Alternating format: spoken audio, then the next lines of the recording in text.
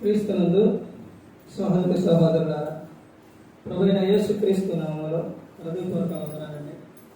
ముందుగా ఇంత మంచి సమయాన్ని ఇచ్చిన తండ్రైన దేవునికి ప్రభువైన క్రీస్తు ద్వారా కృతజ్ఞతాస్తుతులు చెల్లిస్తానండి. మరి బాగున్నారండి? వాక్యం చదువుకొని ప్రార్థన చేసుకున్న తర్వాత పాఠంలోనికి వెళ్దామండి. లూకా రాసిన సువార్త 14వ అధ్యాయం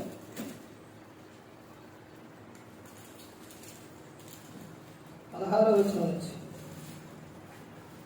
ఆయన అతనితో ఇట్లనెను, ఒక మనుషుడు గొప్ప విందు చేయించి అనేకులను పిలిచాను. విందు కాలమందు అతడు, ఇప్పుడు సిద్ధమై ఉన్నది, రాండని పిలువబడిన వారితో చెప్పుటకు తన దాసుని పంపాడు. అయితే వారందరూ ఏక మనస్సుతో నెపములు చెప్పసాగారు. ప్రార్థన చేస్తారు. పరలోకమందున్న మా తండ్రి, పరిశుద్ర ప్రేమ గల తండ్రి, గొప్ప తండ్రి యెహోవా, మీ ప్రియ కుమారుడు యేసుక్రీస్తు ప్రభువు ద్వారా కృతజ్ఞతాస్తుతులు చెల్లిస్తున్నాము నాయన. అయ్యా, ఆరాధన క్రమం అంతట్లో మీరే నడిపించండి నాయన. వాక్యం బోధించుండగా ఈ లోక సంబంధమైన జ్ఞానంతో కాకుండా మీ జ్ఞానంతో మాట్లాడే భాగ్యం దయచేస్తారని మా ప్రభువు యేసుక్రీస్తు నామములో వేడుకుంటున్నాం తండ్రి. ఆమేన్. ప్రభువైన యేసుక్రీస్తు నామములో హృదయపూర్వక వందనాలు. దేవుని కుమారుడు యేసుక్రీస్తు ప్రభువు ఈ లోకానికి వచ్చిన తర్వాత పరలోక రాజ్యం సమీపిస్తుంది కనుక మారు మనసు పొందమని ప్రకటింప మొదలుపెట్టారు. ఎందుకు యేసుక్రీస్తు ప్రభువారు మారు మనస్సు పొందాలి అని ఎందుకు చెప్పారు? అందరూ చాలా వరకు ఎక్కువగా ఇక్కడ బాప్టిజం తీసుకున్న వాడే ఉన్నారు. ఎందుకు చెప్పారో చెప్పండి. అందరూ మారు మనసు పొందే బాప్టిజం తీసుకున్నారా? అయితే చెప్పండి. ఒకటి, పరలోకంలో ఉండాలి. రెండో విషయం ఏంటి? యేసుక్రీస్తు ప్రభువారు రెండు విషయాలుగా చెప్పారు. ఒకటి ఈ లోక సంబంధమైన విషయం, రెండు పరలోక సంబంధమైన విషయం. ఎక్కువగా ఆయన చెప్పిన విషయాలు ఏంటంటే పరలోక సంబంధమైన విషయాలు. యేసుక్రీస్తు ప్రభువు ఈ లోకానికి వచ్చింది ప్రతి ఒక్కరిని పరలోకం చేర్చడానికి, వారికి ఏం కావాలో అవి చెప్పడానికి వచ్చారు. కానీ యేసుక్రీస్తు ప్రభువు ఇక్కడికి వచ్చిన తర్వాత ఈ ప్రజలు ఏం చేశారనంటే ఆయన దగ్గరకు ఆయన దగ్గరకు వెళ్ళడానికి, ఆయన వెంబడించడానికి, ఆయన పిలవడానికి ఇవన్నీ కారణాలు ఏంటంటే ఈ లోక సంబంధమైనగా కోరారు. ఏంటి? ఆయన దగ్గరకు ఎందుకు వెళ్ళారు? యేసుక్రీస్తు ప్రభువు దగ్గరకు చాలా మంది ఎక్కువగా వాక్యం వినడానికి వెళ్ళారు. చాలా మంది దేనికి వెళ్ళారు? ఏం పెడతారని వెళ్ళారు. రెండో విషయం ఏంటంటే ఎందుకు పిలిచారు ఆయన? అయ్యా వాక్యం చెప్పయ్యా, మా ఇంటికి వచ్చి అయ్యా సేపు వాక్యం చెప్పయ్యా అని పిలిచిన వాడు తక్కువ. మరియా ఆమె పిలిచింది, వాక్యం విను. కానీ చాలా మంది పిలిచారు. ఎందుకు పిలిచారు యేసుక్రీస్తు ప్రభువుని? ఎందుకు పిలిచారు? 10 మంది కుష్ఠరోగులు కేకేశారు. ఎందుకు వేశారు? స్వస్థత కోసం. స్వస్థతల గురించి, అద్భుతాల గురించి ప్రభు చిత్తం అయితే అదే అంశం మీద ఒకసారి ప్రభు చిత్తం అయితే సబ్జెక్ట్ చెప్తారు. తర్వాత ఆయన దగ్గరకు వచ్చింది ఒకటి తినడానికి, రెండో పిలిచింది ఎందుకు? తమ రోగాలలో పోగొట్టుకోవడానికి. మరి ఇంకో వాక్యం వినడానికి ఎవరు పిలిచింది? చాలా తక్కువ. యేసుక్రీస్తు ప్రభువు వచ్చింది ఎందుకు అంటే ప్రతి ఒక్కరికి కూడా వాక్యాన్ని చెప్పి ఆ వాక్యానుసారంగా వాళ్ళు నడవాలి, పరలోకం చేరాలని ఆయన కోరుకున్నారు. ఎంతో దూరం నడిచి సమరయ స్త్రీ దగ్గరకు, ఆమె దగ్గరకు ఎందుకు వెళ్ళారు శిష్యులు? యేసుక్రీస్తు ప్రభువు ఎందుకు వెళ్ళారండి? మార్చడానికి. ఆయన వచ్చింది ఎందుకో తెలుసండి? రక్షించడానికి. నశించిన దానిని వెతికి రక్షించడానికి వచ్చారు యేసుక్రీస్తు ప్రభువు.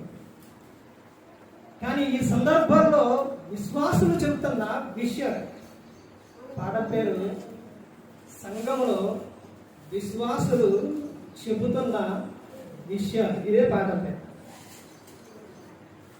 సంఘంలో విశ్వాసులు చెబుతున్న విషయాలు ఏంటి? సంఘంలో చెబుతున్న విషయాలు బయట ఉన్న వారి గురించి చెప్పట్లా. గ్రంథం సంఘంలో ఉన్న వారి గురించే చెప్తుంది. సంఘం అనేది చాలా ప్రాముఖ్యం. సంఘమునకు శిరస్సు ఎవరంటే యేసుక్రీస్తు ప్రభువు. సంఘం కట్టింది ఎవరంటే యేసుక్రీస్తు ప్రభువు.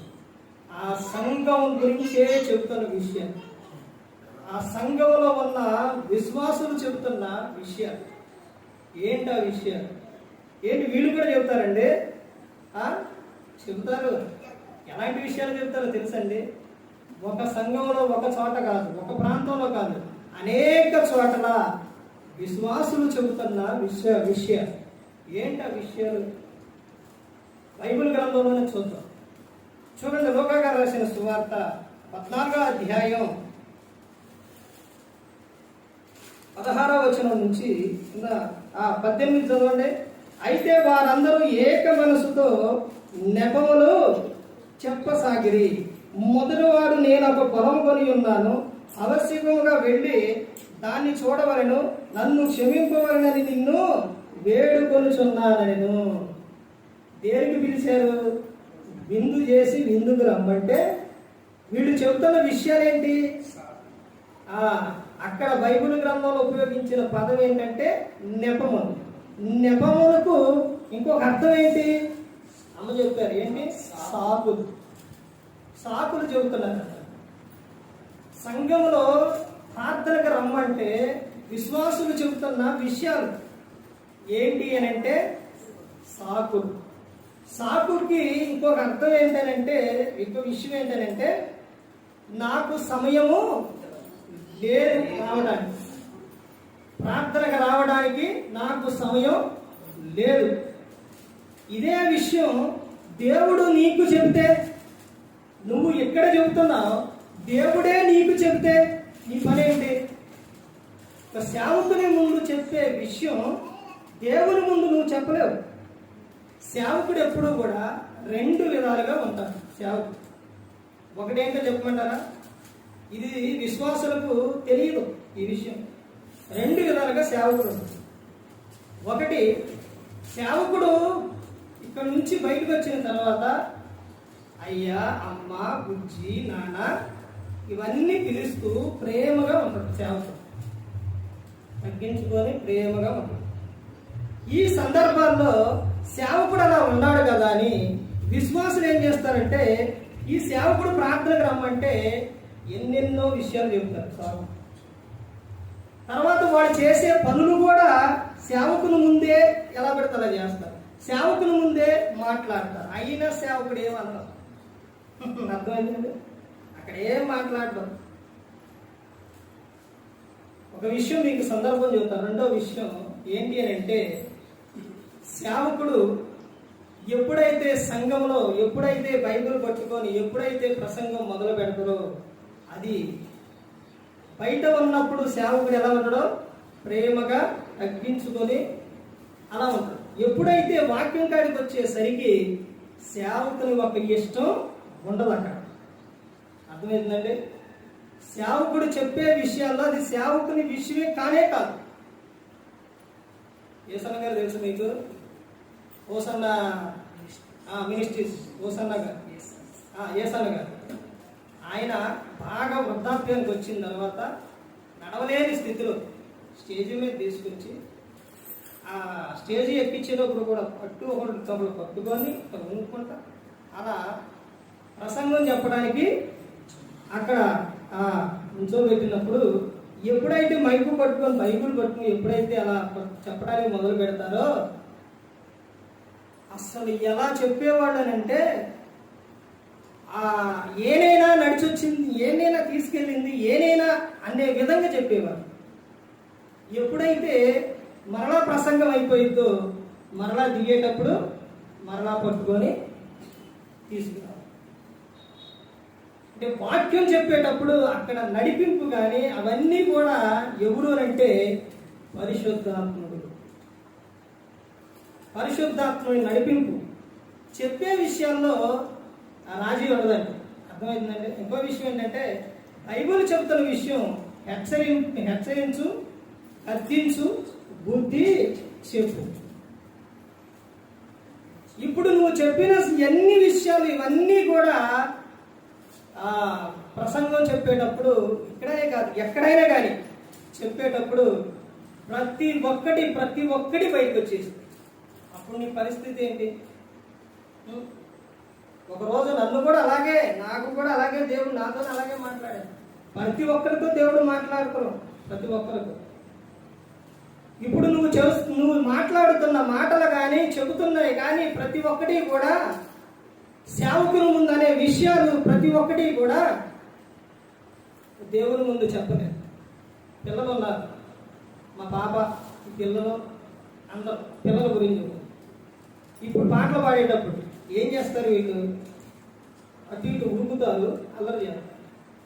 వాక్యం ఎప్పుడైతే మొదలవుతుందో ఎక్కడైనా చూడండి సైలెంట్గా ఉంటారు. ఇప్పుడు మాట్లాడరు.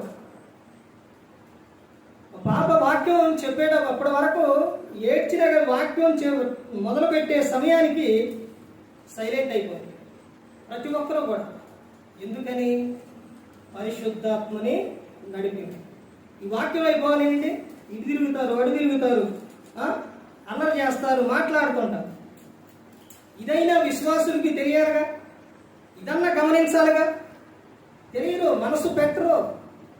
గ్రంథంలో చెబుతున్నారు కదా, ఏమని చెబుతున్నారని అంటే వారి హృదయం ఏమైపోయిందనంటే కఠినమైపోయింది.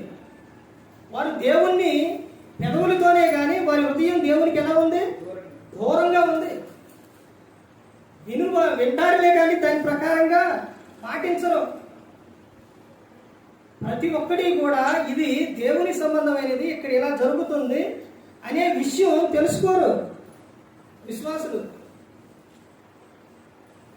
ఇక్కడ చెప్తున్న సందర్భం చూడండి. వీళ్ళ పిలుస్తూ ఉంటే ఒకళ్ళేమో దేనికంట, నేను పొలం కొన్నాను, ఆ పొలం చూసి రావాలి, నన్ను క్షమించు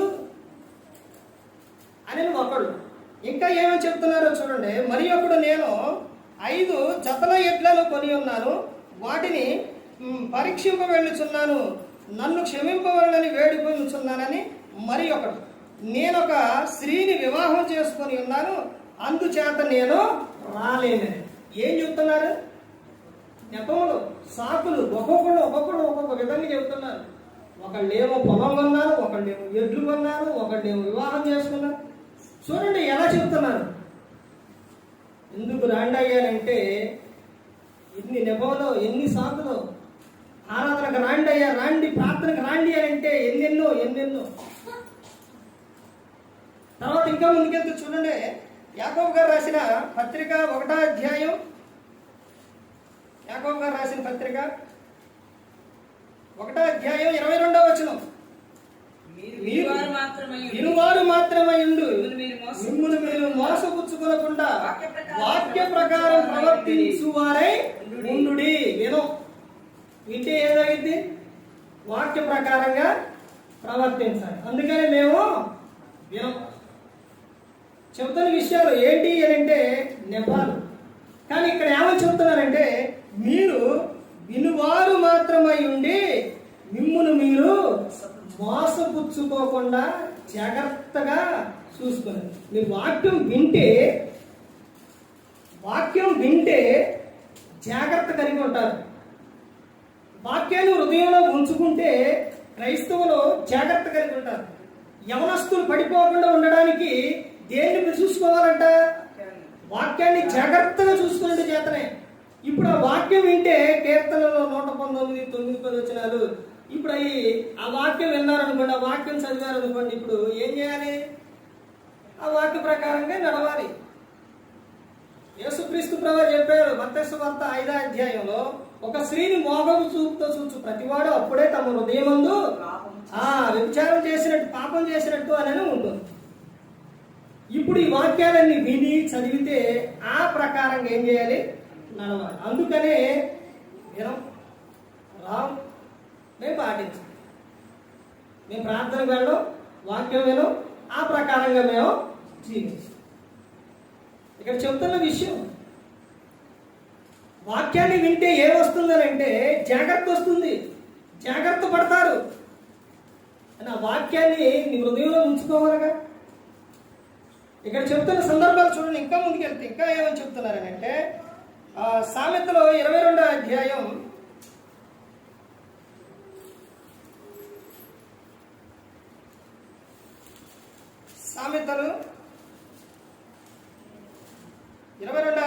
13వ వచనం. సోమరి బయట సింహం ఉన్నది, వీధిలో నేను సంపబడదు నేను.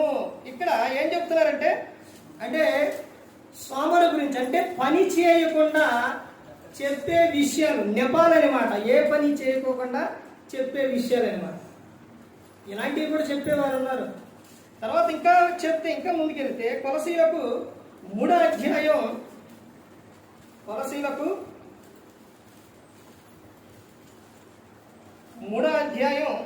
23వ వచనం చూడండి.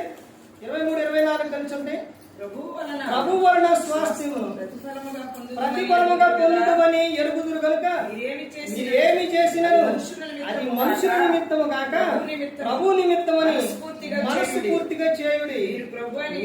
ప్రభు అయిన క్రీస్తునకు దాసులై ఉన్నారు. ఎలా చేయాలంట? ప్రభు వలన స్వాస్థ్యమును ప్రథమ ఫలముగా పొందుదని ఎరుగుదురు కనుక మీరు ఏమి చేశాను అది ఎలా చేయాలంట? అది మనుషుల నిమిత్తము కాదు, మనుషులను సంతోషపెట్టే వారిగా కాదు. వాక్యం ఏం చెబుతుంది? ఆ వాక్యానుసారంగా నడవాలి. వెంకటేశ్వర గారు ఎత్తేటప్పుడు వాక్యానుసారంగా ప్రతి ఒక్కరికి కూడా ఎవరు ఏది చెప్పినా కానీ వినకోకుండా ప్రార్థన చేసి అలా నిలబెడతాండి. దేవుని సేవకులకు ప్రార్థన ఆ వాక్యానుసారంగా తప్ప వేరేది ఏమి చేయం అని చెప్పేసి. ఇప్పుడు అక్కడికి ఎంతమంది వస్తారు? ఒక విషయం గమనించండి.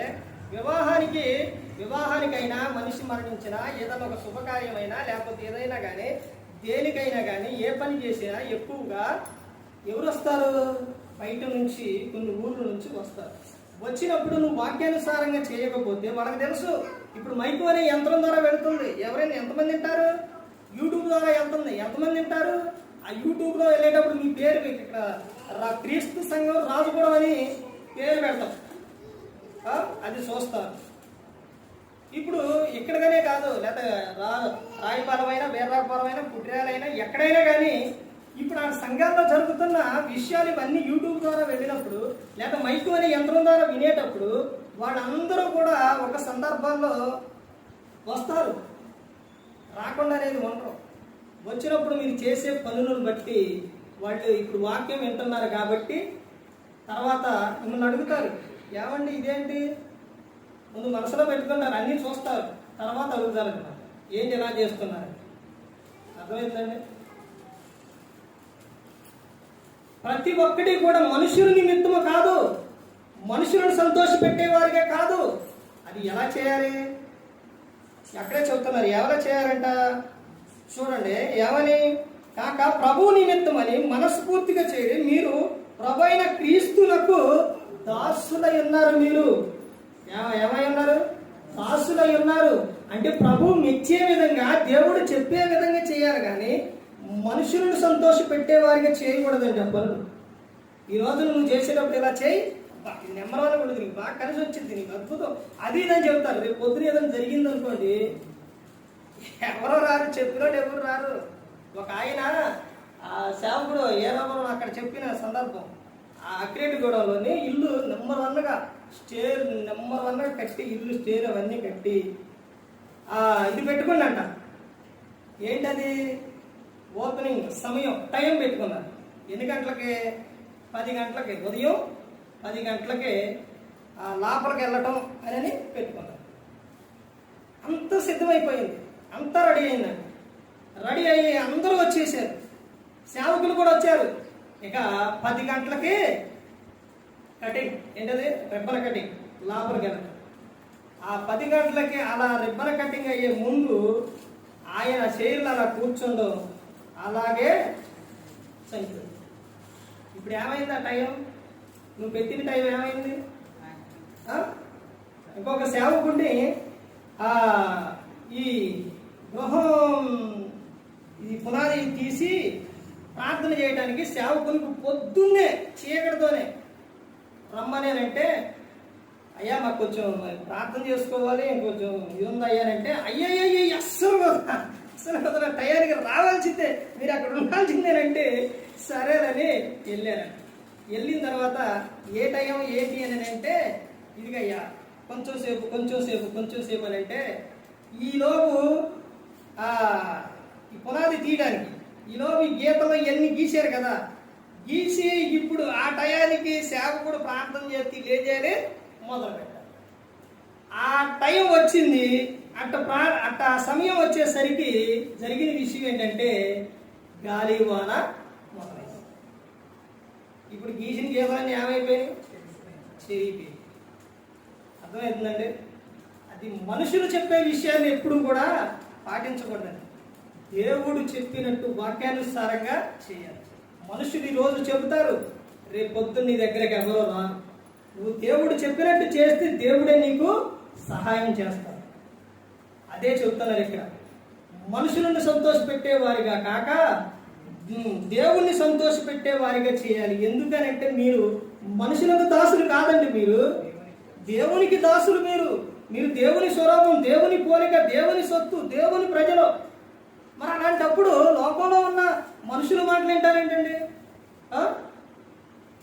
ఒక విషయం చెప్పమంటారా? ఈ బయట జంతువులు ఉన్నాయండి. ఆ జంతువుల్లో పంది తెలుసా మీకు? పంది దెయ్యాన్ని అది అపవిత్రమైంది తినిద్ది, కానీ దెయ్యాన్ని కానీ లేకపోతే వేరే వెయ్యి కూడా పంది ఉంచుకోదు. మీకు అర్థమంటారు? ఒక విషయం చెబుతాను. ఏంటనంటే, ఒక ప్రాంతంలోని ఒక దెయ్యం అపవాది సాతాను పట్టిన దురాత్మ పట్టిన ఒక వ్యక్తి అక్కడ ఊర్లో ఉండకోకుండా ఎక్కడ ఊరి బయట శ్మశానాలల్లో అడవుల్లోనూ అక్కడ వండుకుంటూ అటు వచ్చిన వాళ్ళు కూడా హాని చేస్తూ ఇవన్నీ చేస్తూ ఉండేవాడు. చేస్తూ ఉంటే యేసుక్రీస్తు ప్రభువారు ఆ మార్గాన అక్కడికి వెళ్ళారు. ఎప్పుడైతే ఆయన అంతా ఇప్పుడు ఇశ్రాయేలు దేశం అంటే ఎక్కువ చుట్టూ ఎదుకోవాలన్నా కానీ సముద్రం, అందులో నుంచి పడవల నుంచి ఎప్పుడైతే అలా దిగారో పరుగు పరుగున ఉడికొచ్చి యేసు, నజరేయుడైన యేసు అప్పుడే వచ్చావా, ఆ సమయం ఇంకా రాలేదు అని చెప్పి దెయ్యాలే వణుకుతాయండి. దేవుడు అంటే గజగజ వణుకుతుంది. మనుషులు భయపడరు, మనుషులు వినరు, కానీ దెయ్యాలు గజగజ వణుకుతుంది. ఇప్పుడు ఆ వచ్చిన వ్యక్తితో యేసుక్రీస్తు ప్రభువు అంట, నీ పేరేంటి అన్న. ఆ వాణిలో అనేకమైన దెయ్యాలు ఉన్నాయి కాబట్టి ఏం పేరు? శానా అని చెప్పాడు. శానా అంటే అనేకం ఎక్కువగా. అలా ఉన్నప్పుడు ఈ మనిషిని వదిలిపెట్టి పోండి అన్నప్పుడు అవి ఏమంటాయంటే, ఇదిగో వేడుకొని ఆ పందుల్లోకి పంపించమని చెప్పు. ఎప్పుడైతే యేసుక్రీస్తు ప్రభువు ఆ పందుల్లోకి పర్మిషన్ ఇచ్చిండో, ఎప్పుడైతే పంపించిండో, ఎప్పుడైతే ఈ దురాత్మలన్నీ ఆ పందుల్లోకి పోయినాయో, పంది 10 నిమిషాలు కూడా ఆ దెయ్యాన్ని ఉంచుకోవాలా. చిచి, నేను ఈ దెయ్యాన్ని దురాత్మను నేను ఉంచుకోవడం ఏంటి అని వెంటనే సముద్రంలో పడి చచ్చిపోయింది. కానీ దేవుని కోరిక అయ్యుండి, దేవుని స్వరూపం అయ్యుండి, దేవుని దాసులు అయ్యుండి మనుషులు దెయ్యాన్ని మోస్తున్నారు. మనిషి దెయ్యాన్ని లోపల ఉంచుకుంటాడు. ఎంత ఇదండి! ఒక పందే దెయ్యాన్ని తనలో ఉంచుకోవాలి, మొయ్యలా. చిచి అసలు నేను ఇంటి బయట పెట్టి నేను ఈ ఉంచుకోవడం ఏంటి? వెంటనే సముద్రంలో పడి చచ్చిపోయింది మొత్తం. చూశారండి? ఇది ఎవరో దేవునికి దాసులు, దేవుడు చెప్పినట్టు చేయాలి. తర్వాత ఇంకా ముందుకెళ్తే చూడండి, ఇంకా 2 విషయాలు చూసి ముగించుకుందాం. హెబ్రీయులకు రాసిన పత్రిక, సంఘంలో విశ్వాసులు చూడండి, విశ్వాసులు ఎలా ఉండాలని చెప్తున్నారు చూడండి. హెబ్రీయులకు రాసిన పత్రిక 10వ అధ్యాయం 24-25 వచనాలు. కొందరి మానుకొనుచున్నట్టుగా సమాజంగా కూడుట మానక ఒకరికొకడు హెచ్చరించుచు ఆ దినము సమీపించడం మీరు చూచిన కొలది మరి ఎక్కువగా అలాగూ చేయొచ్చు ప్రేమ చూపుటకును సత్కార్యములు చేయుటకును ఒకరికొకడు పురికొలకోవాలని ఆలోచిద్దాం. మొట్టమొదటిగా ఉండవలసింది ఏంటంటే సమాజముగా కూడుకోవాలి. ఈ కూడుకునే విషయాల్లో చాలా మంది ఏమైపోతున్నారు, ఫెయిల్యూర్ అయిపోతుంది. ఆదివారం వచ్చిందంటే లేకపోతే కూడికైనా మీటింగ్స్ అయినా ఏమంటే దేవుడు పుట్టిన కానించి కూడా తల్లి గర్భంగా పిండంగా ఉన్న కానించి నిన్ను నీ లోకానికి వచ్చిన కానించి నిన్ను ఎప్పుడైనా విడిచిపెట్టారు దేవుడు? ఎప్పుడు విడిచిపెట్టలా. తల్లి తన పిల్లలను 5 సంవత్సరాలు 3, 4, 5 సంవత్సరాలు దాకా ఏం చేస్తుంది, మోస్తుంది. పాపకు 3 సంవత్సరాలు. ఇప్పుడు స్కూల్కి వెళ్ళేటప్పుడు ఎత్తుకొని కొంచెం సేపు కదా అంత దూరం నడిస్తే నా తిప్పి నడు నడు అంటుంది. అర్థమైందండి. కానీ ఎవరైనప్పటికీ అంతే. కానీ దేవుడు మాత్రం ఏమని చెప్తున్నారో తెలుసండి, ముదిమి వచ్చు వరకు ఎత్తుకొని నేను ముద్దాను. ఎందుకంత నిర్లక్ష్యం క్రైస్తవులకి? ఆరాధన అంటే ఎందుకంతా ఇది? కూడికలంటే ఎందుకంతా ఇది? క్లాసులన్నా ఎందుకని ఎంత నిర్లక్ష్యం చేస్తున్నారు? దేవుడు ఎప్పుడు విడిచిపెట్టారు? నీకు అనేక సందర్భాల్లో నీకు మేలు చేశారు. ఎక్కడున్నా ఇక్కడైనా ప్రతి ఒక్కరికి, భూమి మీద ఉన్న ప్రతి ఒక్కరికి దేవుడు మేలు చేశారు. నాకు చేయలేదు అన్నాడు చేస్తాడు. ఎవరో ఉండవు. ఎందుకనంటే మన కోసం ప్రాణం పెట్టడానికి యేసుక్రీస్తు ప్రభువు ఈ లోకానికి వచ్చి శిలువలో ఆయన మన కోసం ప్రాణం పెట్టారు. అంతగా ప్రేమించారు. కానీ ఆయన దగ్గరగా రావడానికి, ఆయనతో సహవాసం చేయడానికి, మనిషిని క్రీస్తుతో ఎందుకు ఏర్పరిచిండు దేవుడు? ఎందుకు ఏర్పరచుకుంటూ క్రీస్తులోనే? అపోస్తలుడైన పౌలు గారు ఎఫెసీయులకు రాసిన పత్రిక 1:3-4 వచ్చిన అందులో ఉంటుంది. జగతికి పునాది వేయబడక మునిపే నిన్ను ఆయన ఏర్పరచుకుంటాడు. ఈ రోజు మీ అందరూ ఇక్కడ కూర్చున్నారని అంటే వివాహం అయ్యింది, తర్వాత మేము ఈ లోకానికి వచ్చాం అనుకుంటున్నారు. తల్లి గర్భం నుంచి ఈ లోకానికి వచ్చాం, దేవుడికి పంపించిండు అనుకుంటున్నారు. కానీ అప్పటికప్పుడు కాదండి. మీరు మనందరం ఎప్పుడో తెలుసా? జగతి పునాది వేయబడక మునుపే ఆయన దృష్టిలో ఉన్నాం. అప్పుడే ఉన్నామండి మనం. అప్పుడు ఉన్నాం కాబట్టి ఈ రోజున ఇక్కడ ఉన్నాం. మరి క్రీస్తులో ఎందుకు ఏర్పరచుకుండు? క్రీస్తులో ఎందుకు ఏర్పరచుకుండంటే దేవుడు ఆయనతో సహవాసం చేయడం. ఆయనతో సహవాసం చేస్తే ఆ లక్షణాలు వస్తాయి. యేసు క్రీస్తు ప్రభువులోనే ఎందుకు ఏర్పరచుకున్నాడంటే ఆ కుమారుడు అనేక సహోదరులలో ఏమవ్వాలి? జ్యేష్ఠుడు అవ్వాలి అని. తర్వాత పరిశుద్ధులుగా, ప్రేమ కలిగి, నిర్దోషులుగా ఉండాలనే క్రీస్తులో ఏర్పరచుకున్నాడు యేసు క్రీస్తు ప్రభు. ఇక్కడ సమాజంగా కూడుకోవాలి. ఏదన్నా ఒక చిన్న సంఘాల్లో చూడండి, ఏదన్నా ఒక విషయం వచ్చిందంటే వెంటనే ఆరాధన మానేయడమే. వర్షం వచ్చినా మానేయటమే, గాలి వచ్చినా మానేయటమే, ఏదన్నా ఒక ప్రయాణం అయితే మానేయటమే, ఎక్కడికన్నా వెళ్ళాలంటే మానేయటమే. ఇప్పుడు వర్షం వస్తుందండి, నైట్ అయింది, వర్షం వస్తుంది. ఇక్కడే కాదు, ప్రతి ఒక్క సంఘాల్లో చెప్తున్నా విషయం. వర్షం వస్తుంది, గాలి వస్తుంది, నువ్వు ఇక్కడ నుంచి వేరే చాటకి నిన్ను వివాహం పెళ్లికి ఆహ్వానించారు, ఏదో ఫంక్షన్కి ఆహ్వానించారు. ఇప్పుడు నువ్వు వెళ్ళాలి, వెళ్ళవా? చెప్పండి. ఆటో కట్టించుకును, ఆటో వల్ల కాకపోతే కారు ఏదో వాడు కట్టించుకొని వెళతాం. కానీ మనం ఆరాధనకు రాం. ఎందుకనంటే ఏమొస్తుంది? ఏం చెప్తున్నారు? విశ్వాసులు చెబుతున్న విషయాలు ఏంటయ్యి? సాకులు, నెపములు. అసలు కొంచెం అన్న క్రైస్తవులకి అసలు ఈ విషయం తెలుస్తుందండి. లోకంలో ఉన్న విషయాలు ఏదైనా మానుకుంటామండి. 8 గంటలకి పిల్లల స్కూల్ పంపించాలంటే నువ్వు ఎన్ని గంటలకు ఎగుస్తూ, ఎన్ని గంటలకు రెడీ చేస్తావు, ఎన్ని గంటలకి పనికి వెళ్ళాలంటే, జాబ్కి వెళ్ళాలంటే అన్ని విషయాల్లో ముందే ఉంటావు, అన్ని విషయాల్లో. కానీ ఆరాధనకే మాత్రము విషయం గమనించండి. సమాజంగా ఏం చేయాలంట? కూడుకోవాలి. ఈ రోజున నువ్వు సేవకునికి చెప్పే విషయాలు రేపొద్దున నువ్వు దేవునికి చెప్పలేవు. ఒకరోజు తీర్పు ఉంటుంది. ఆ తీర్పు రోజున నువ్వు చెప్పే ప్రతి ఒక్కటి కూడా దేవుడు ఏది లెక్కలో తీసుకో, దేవుడు చెప్పిందే తీసుకుంటాడు. అర్థమవుతుందండి? నువ్వు చెప్పే, నేను చెప్పే ఏ విషయం తీసుకోడు. ఇప్పుడు నుంచి కాదు, ఆదిలో ఉన్న ఆదాము కానించి కూడా ఎప్పటి వరకు అయితే తీర్పు వచ్చిందో అప్పటి వరకు అందరికీ సమానమే.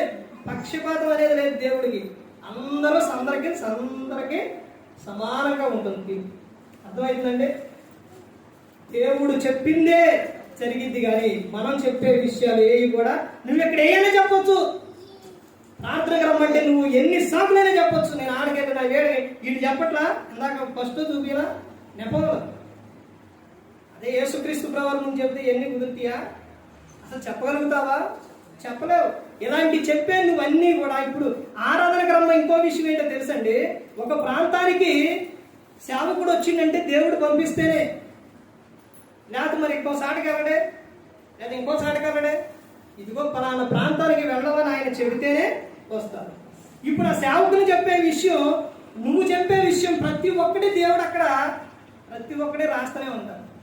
ఒక యవనస్తుడు అలాగే తల్లిదండ్రులు, అయ్యా ప్రార్థనకు రావట్లేదు, మీరన్నా చెప్పుండి అంటే ఆ సేవకుడు అయ్యా ప్రార్థనకు రాయ అని సేవకుడు చెబుతూ ఉంటే అయ్యగారు ఎక్కడ సమయం లేదండి, ఎక్కడ టైం లేదండి, వస్తానండి అని అంటే అలా చెబుతూ తమ ఏదో ఒక విషయం మీద ఆయన వెళ్ళిపోతారు. ఆడికి వెళ్ళిపోయిన తర్వాత డైరెక్ట్గా వెళ్ళిపోతుంటే డైరెక్ట్గా వెళ్ళలేరు. అర్థమైందండి? ఆడ గ్రంథం ఉండిద్ది, ఆ గ్రంథంలో చూడాలి. ఆ గ్రంథంలో పేరు లేకపోతే మళ్ళా భూలోకాన్ని మొత్తం ఉన్నారా? భూలోకానికి రారండిగా. ఒకటి పరలోకం, లేకపోతే నరకమే. ఆ గ్రంథంలో పేరు, అయ్యా నీ పేరు చూడాలంటే అయితే చూడండి అన్నట. పేరు చెప్తే ఆ పేరు లేదు. ఇంటి పేరు చెప్పాను, ఇంటి పేరు లేదు. డిగ్రీ చెప్పాను, డిగ్రీ లేదు. ఏది లేదు అసలు. అయ్యా నీ పేరు లేదంట.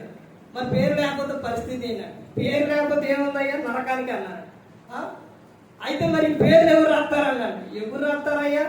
యేసుక్రీస్తు ప్రభువారే రాస్తారన్నాడు. అయితే ఆయన పిలువుండి అన్నట. యేసుక్రీస్తు ప్రభువారు ఆయన బైబిల్లో చెప్పినట్టే ఉంటారు. అర్థమైందంటే ఏమని చెప్పారు? మత్తయి సువార్త 11:28-29 నేను సాత్వికుడను, నేను మనసు గలవాడును. అలాగే రమ్మన్నప్పుడు ఇప్పుడు నన్ను పిలిచింది, ఎవరు పిలిచిందని పాపగించుకొని రాలేదు యేసుక్రీస్తు ప్రభువారు. చక్కగా ప్రేమతో, ఏం నా మిత్రమా, ఏం సహోదరుడా, ఏంటి అనుకుంటా ప్రేమతో చక్కగా వచ్చారు. వచ్చిన తర్వాత ఇది అర్థమవడానికి మీకు చెబుతున్నాను. వచ్చిన తర్వాత ఇతను జీవ గ్రంథంలో నా పేరు ఎందుకు రాయలేదని అడిగినాడు. అనేసరికి యేసుక్రీస్తు ప్రభువారు విని, అయ్యా చాలాసార్లు నేను రాద్దాం అనుకున్నాను, కానీ నాకేం దొరకలా, సమయం దొరకలేదయ్యా అన్నాడు. ఇప్పుడు ఎక్కడికి పోవాలి? అయ్యా మరలా భూలోకానికి పంపి, అయ్యా మళ్ళీ ప్రార్థనకి వెళ్తా నువ్వు చెప్పినట్టు ఏంటంటే పంపిత్తరా? ధనవంతుడు రాత్రి సందర్భంలో ఏం జరిగింది? ధనవంతుడు ఏమండో అబ్రహాం గారితో, అయ్యా నాకు 5 సహోదరులు ఉన్నారు, ఒక్కసారి పంపి అయ్యా, నాయన ఇక్కడ అగ్ని ఉంది, పక్కపక్క మండుతుంది, కారిపోతారు, రావద్దు నాయన, మారుని నాయన, మీరు మార్పు చెందండి అని నేను చెప్తానంటే అబ్రహాం గారు ఏమన్నారు? నాయన అలా వెళ్ళడం కుదరదు అని చెప్పి నుంచి అక్కడికి వెళ్ళడం కుదరదు. అక్కడ ప్రవక్తలు ఉన్నారు, మోషే ఏదో ప్రవక్తలు ఉన్నారు, వాళ్ళు చెప్పినట్టు వింటే రక్షణ పొంది పరలోకం, లేకపోతే నీకులాగే నరకం అని చెప్పి.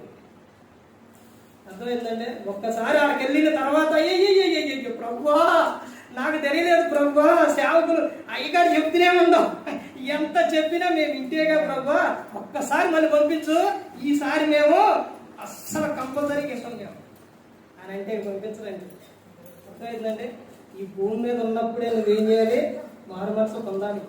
ఈ భూమి మీద ఉన్నప్పుడే నువ్వు ప్రతి ఒక్కటే తెలుసుకోవాలి. అందుకనే సేవకులు వానైనా, ఎండ అయినా, చలి అయినా, ఎలాంటి సందర్భం అయినా కానీ వచ్చి వాక్యం చెప్పేది. ఆ సమయానికి వచ్చి వాక్యం చెప్పేది. అర్థమైందండి? రేపు పొద్దున దేవుడు అందరం ఒక్కొక్కరిని నుంచోబెట్టి ఒక తీర్పు రోజున ప్రతి ఒక్కరి వాని క్రియల చొప్పున క్రీస్తు న్యాయపీఠం ఎదుట నిలబడ్డప్పుడు ఏం చెప్పాలి? లెక్క చెప్పాలి, దేహంతో జరిగించిన ప్రతి ఒక్క దానికి కూడా. ఇక్కడ నువ్వు అలా పురుకొల్పాలంటే, అలా చెప్పాలి అని అంటే నీలో ఏముండాలి అని చెబుతున్నానంటే ప్రేమ ఉండాలి. నువ్వు వచ్చినప్పుడు పిలిచేవనుకో, నువ్వు ప్రేమ లేకుండా ఎప్పుడు ప్రతిదినం అరుస్తూ, కోపడుతూ, తిడుతూ, బూతులు మాట్లాడుతూ, నీ ఇష్టానుసారంగా ఉంటూ, ఆదివారం నాడు వచ్చినప్పుడు చక్కగా నువ్వు వస్తూ అమ్మా రాండి, అయ్యా రాండి అని అంటే ఏమంటారు? ఎల్లెళ్ళు ముందు అన్నాగానే ఏంటప్పుడు ఆదివారం రోజంతా ఎట్లుంటే ఇప్పుడేమో అంటారు. అర్థమైందండి? అందుకని అక్కడ చెప్తున్న విషయం ఏంటంటే, ఏమని చెప్తున్నారంటే, ఒకరికొకడు హెచ్చరించు, ఆ దినము సమీపించడం మీరు చూచిన కొలత మరీ ఎక్కువ అలాగూ చేయొచ్చు, ప్రేమ చూపుటకును. దీంతో పాటు ఇంకొకటి ఉండాలి, ఏంటంట? సత్కార్యములు చేయుటకు ఒకరికొకడు పురుకొల్పాలని ఆలోచిద్దాము అని చెప్తున్నారు. అర్థమవుతుందండి? ఇన్ని విషయాలు ఉండాలి క్రైస్తవులు అంటే. ఆరాధనకు వచ్చాము, తర్వాత క్రీస్తుని నమ్ముకున్నాము, అయిపోయిందంటే సరిపోదండి. చెప్పే ప్రతి ఒక్కడి కూడా మనుషుల కొరకు వ్యర్థమైన ప్రతి మాటను గురించి విమర్శ దినమున లెక్క చెప్పాలి. నీ మాటను బట్టి నీతిమంతుడు అని, నీ మాటను బట్టి అపరాధి అని తీర్పునందుడు అని ఉంటుంది. తర్వాత చివరిగా చూడండి, యోహాను గారు రాసిన సువార్త. ఈ రోజున విశ్వాసులు చెప్పే విషయాలకి యేసుక్రీస్తు ప్రభువారు చెబుతున్న విషయం చూడండి. యోహాను గారు రాసిన సువార్త 15వ అధ్యాయం 5వ వచనం చూడండి. ద్రాక్షవల్లిని నేను, తీగలు మీరు. ఎవడు నా యందు నిలిచి ఉండునో, నేను ఎవరి యందు నిలిచి ఉండునో వాడు బహుగా ఫలించును. నాకు వేరుగా ఉండి మీరేమీ చేయలేవు. ఆయనకు వేరుగా ఉండి ఏమని చేస్తావా? ఏమీ చేయలేవు. అర్థమవుతుందండి? ఆయన దగ్గరకు వచ్చి మీ సమస్య ఏదైనప్పటికీ ఆయనకి చెప్పుకోవాలి. అర్థమైందండి? అంతేగాని నాకు ఇలా జరిగింది, లేకపోతే ఇక్కడికి వెళ్ళాలి, ఇవన్నీ కూడా నువ్వు ఆరాధన మానేసి వెళ్ళిపోతే నువ్వు చెప్పే విషయాలు ఆయనకు వేరుగా ఉండి నువ్వేమీ కూడా చేయలేదు. అర్థమైందండి? తప్పిపోయిన కుమారుడు, చిన్న కుమారుడు వెళ్ళిపోయి అంత ఆస్తి అంతా అయిపోయిన తర్వాత ఏమైంది? ఎంతో ఇబ్బంది పడ్డాడు. పందులు తినే పొట్టు వరకు వెళ్ళిపోయింది. మరలా తండ్రి యొద్దకు వచ్చినప్పుడే ఆనందం. అలాగే అందరం కూడా, ప్రతి ఒక్కరు కూడా దేవుని యొద్ద ఉన్నప్పుడే ఆనందం, సంతోషం. అర్థమైందండి? దేవునికి దూరంగా ఉండి, ఆయనకు వేరుగా ఉండి ఏమీ కూడా చేయలేదు. అందుకని చెప్పే ప్రతి ఒక్క మాట, చేసే ప్రతి ఒక్క పని కూడా అది దేవుడు వింటున్నారు కాబట్టి ప్రతి ఒక్కరు జాగ్రత్తగా ఉన్నారు. యెషయా గ్రంథం 1వ అధ్యాయంలో చెబుతారు. ఎక్కడ తప్పించుకుంటామండి? ఆకాశం ఆలకించు, భూమి చెవి యొగ్గు. ఆకాశం ఆలకించింది, భూమి చెవి యొగ్గిద్ది. ప్రతి ఒక్కటి రేపొద్దున మొత్తం సాక్షులుగా చూపెడతాయి. రికార్డింగ్ మొత్తం కూడా. ఇప్పుడు ఫోన్ చేసామనుకోండి, ఆకాశానికి వెళ్ళి శాటిలైట్ అక్కడైనా ఉంది, అక్కడ నుంచి మరలా నువ్వు ఎవరికైతే చేస్తావో అక్కడికి. అర్థమైందండి? ఇప్పుడు ఆ శాటిలైట్ మొత్తం రికార్డింగ్ చేసింది. అర్థమైందండి? అంటే దీని అర్థం ఏంటంటే, ఆకాశం ఆలకించు, భూమి చెవి యొగ్గు, సాక్షులు పెట్టండి. ఏ ఒక్కరు కూడా తప్పించుకోవడం కుదరదండి. అందుకని ప్రతి ఒక్కరూ కూడా చెప్పే మాట, చేసే పని ప్రతి ఒక్కరి కూడా దేవునికి భయపడి చేసేవారిగా ఉండాలి. ఏ ఒక్కరు కూడా నశించి నరకానికి వెళ్ళిపోకూడదని యేసుక్రీస్తు ప్రభువారు ఈ లోకానికి వచ్చి మనందరి కోసం శిలువలో తన ప్రాణాన్ని పెట్టి ఉన్నారు. మరి ఈ విధంగా నిలబెట్టి మాట్లాడించిన తండ్రైన దేవునికి కృతజ్ఞతాస్తుతులు చెల్లిస్తూ, ఇంతవరకు శ్రద్ధగా ఉన్న మీకు ప్రభు పేట నా హృదయపూర్వకంగా చెల్లిస్తూ ఈ మాట ముగిస్తాను. అందరికీ వందనాలు.